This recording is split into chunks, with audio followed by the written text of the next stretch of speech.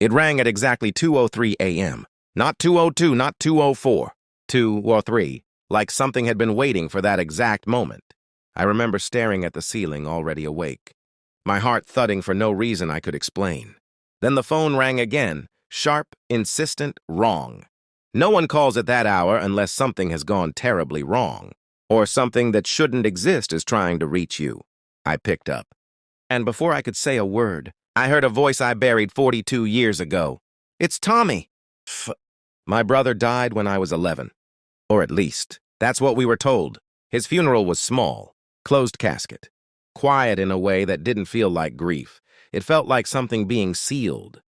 My mother didn't cry the way mothers cry. My father didn't speak at all. And me? I stood there staring at a polished wooden box, trying to understand how someone who taught me how to ride a bike could just disappear. Tommy was 3 years older than me. He wasn't just my brother. He was my entire world. He used to leave notes under my pillow before school. Stupid little things like, "Race you home," or "Don't forget, you owe me a rematch." He'd sneak me snacks when Mom said no, and when I had nightmares, he'd sit beside me until I fell asleep again. He made everything feel safe. Until the day he didn't come home. They told us it was an accident, that he wandered too far near the old quarry just outside town, that he slipped, fell, and that was it. But I remember the way my father's hands shook when he said it. I remember the way my mother avoided my eyes. And I remember something else, too. Something I buried because I didn't understand it back then. The night before Tommy died, I heard my parents arguing. Not loud, not shouting. Whispering. Urgent, afraid. And Tommy! He wasn't asleep either. I saw him standing in the hallway just outside their door, listening. When he noticed me, he put a finger to his lips and smiled. That same smile he always gave me, like everything was going to be okay. It was the last time I ever saw him. Life moved on the way it always does. Slow at first, then all at once. We never spoke about Tommy again. Not really. His room stayed locked. His things untouched. It was like he became a ghost no one was allowed to acknowledge. And over time, I stopped asking questions, because every time I did, the air in the house changed. Heavy, uncomfortable, wrong. So I learned to forget, or at least, I thought I did. Until last week, 2:03 a.m. "It's Tommy." The voice wasn't distorted. It wasn't faint or unclear. It was him. Older maybe, quieter, but unmistakably him. There are certain voices your body remembers before your mind does. And hearing his, it was like every buried memory clawed its way back to the surface at once. I couldn't speak. My throat locked up, my fingers tightening around the phone. "This isn't funny," I finally managed, my voice barely more than a whisper. "Who is this?" There was a pause, then a soft exhale. "You still do that," he said. "When you're scared, you try to sound angry." My chest tightened. No one knew that. No one. "I used to tell you it didn't work," he continued gently. "Remember? Behind the garage, when you thought something was watching us." My knees actually gave out. I sat down hard on the edge of the bed, my hand trembling so badly I had to switch the phone to my other ear. That memory. I never told anyone about that, not even my parents. "Tommy?" I said, and hearing his name out loud after all these years felt unreal, like speaking to a dream. "I don't have much time," he said quickly, his tone shifting. There was urgency now. "I need you to listen to me." Everything in me wanted to hang up, to convince myself it was a prank, some cruel coincidence. But I couldn't. Because deep down, I already knew. This wasn't a stranger. This wasn't a trick. Somehow, impossibly, it was him. "You need to go to the house," he said. "What house?" I asked, my mind racing. "Our house," he replied. "The old one."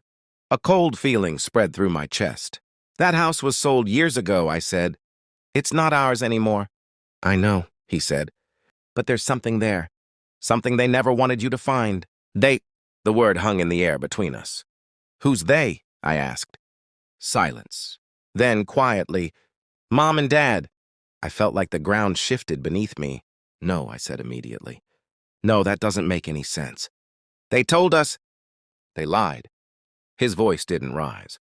It didn't need to.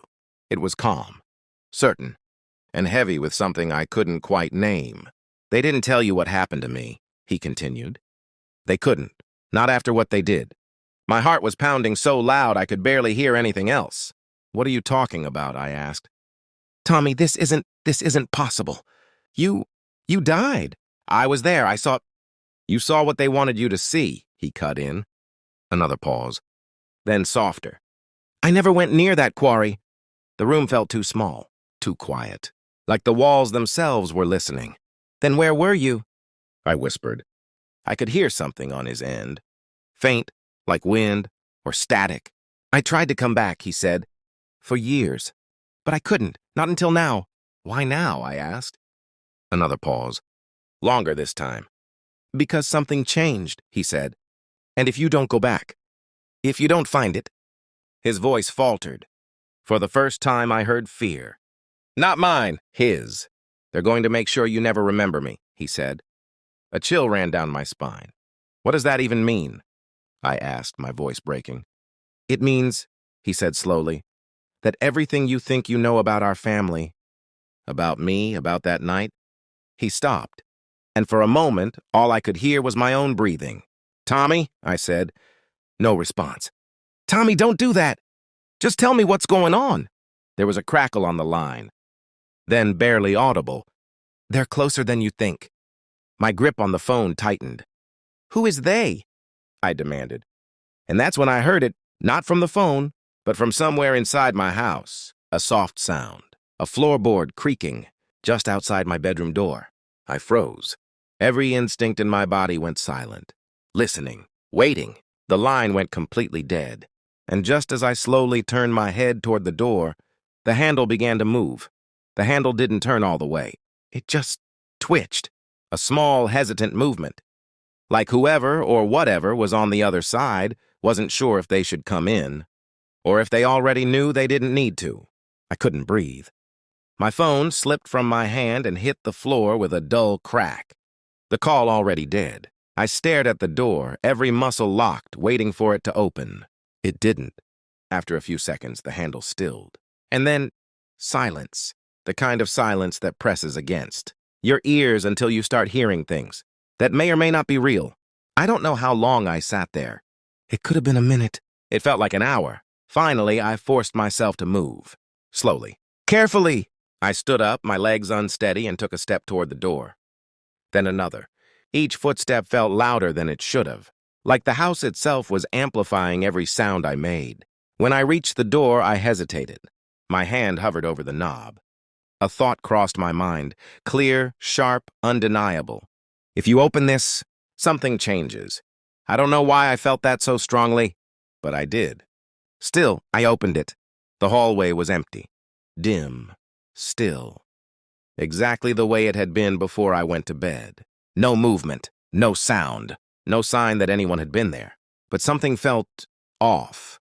The air was colder, heavier. I stepped out, glancing toward the front door. Still locked, the chain still in place. Every window was shut. I was alone. At least, that's what everything logical told me. But logic had already started to fall apart the moment I heard Tommy's voice. I didn't sleep after that. I stayed in the living room until sunrise, lights on, television playing just to fill the silence. My phone sat on the table in front of me, screen dark, like it hadn't just turned my entire life upside down. I kept replaying his words in my head. Go to the house. Something they never wanted you to find. Mom and Dad. By morning, I had already made the decision. I was going back. The house was still there. I hadn't seen it in years, not since my parents passed and everything was finalized. I didn't attend the sale. I didn't want to watch strangers walk through the place that used to hold every piece of my childhood. But standing in front of it now, it looked smaller, faded, like time had been slowly erasing it. The new owners must have been out.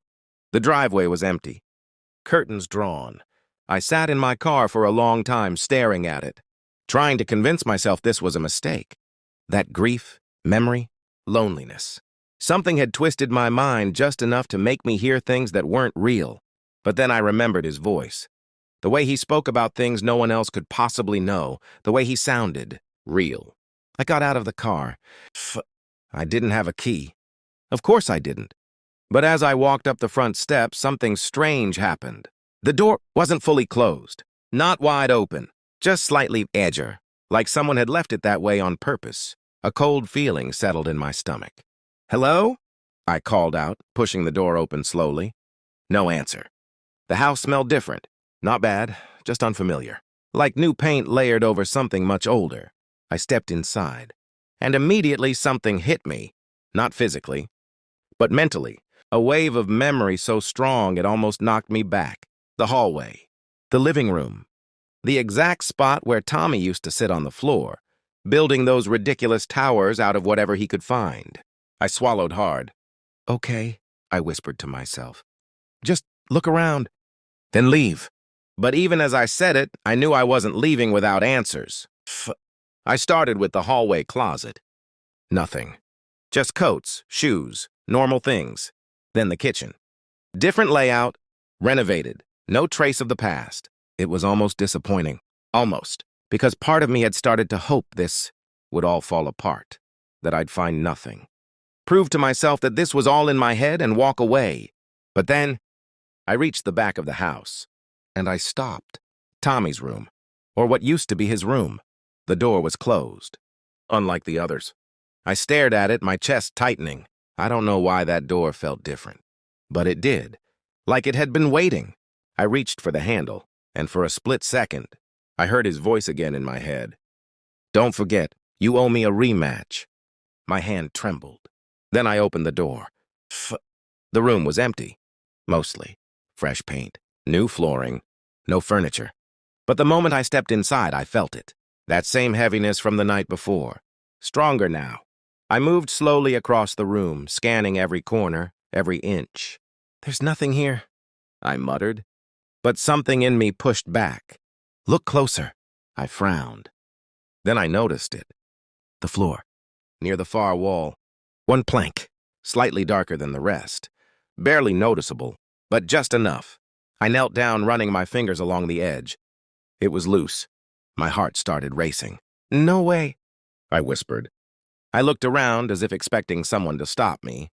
No one did. Carefully, I pried it up. It came free easier than it should have.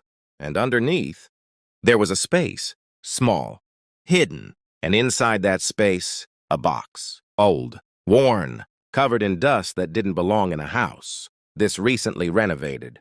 My hands shook as I pulled it out. This was it. This had to be it. Something they never wanted you to find. I hesitated before opening it, because I knew whatever was inside was going to change everything. Slowly, I lifted the lid, and my breath caught. Inside the box were photographs, dozens of them, all of Tommy. Different ages, different places, different times. But that wasn't what made my stomach drop. It was the dates, every single one of them. Taken after the day he was buried, my hands went cold. "No," I whispered. "That's not possible." But the proof was right there, right in front of me. And then I saw something else, at the bottom of the box, a folded piece of paper. I picked it up, my fingers barely working anymore, unfolded it, and saw handwriting I recognized instantly. Tommy's. Just 2 lines. That was it. I read them once, then again. And the second time, I felt something inside me break. Because it said, "If you're reading this, it means they told you I died. Don't trust them. They're still watching you."